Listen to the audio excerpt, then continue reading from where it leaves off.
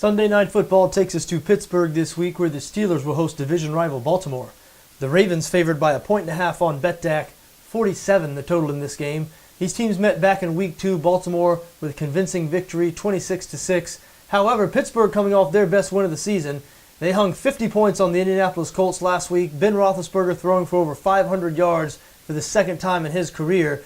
The Colts entering that game, many people thought they were the best team or one of the two best teams in the AFC, but the Steelers really took it to them as a home underdog. Here they are again as a home underdog against a team that's not quite as dynamic as the Indianapolis Colts, at least on the offensive side of the ball. Now, the Baltimore has been good on defense this season, second in the league in points allowed, surrendering just 16.4 points per game.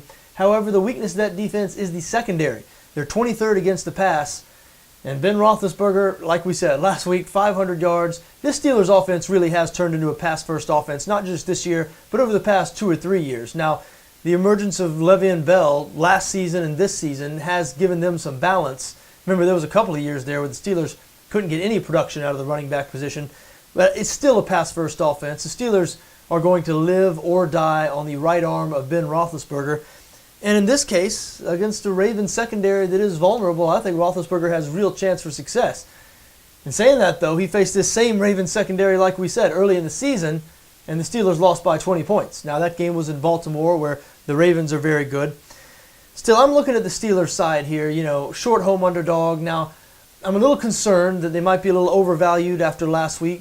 That's a game that will catch people's attention.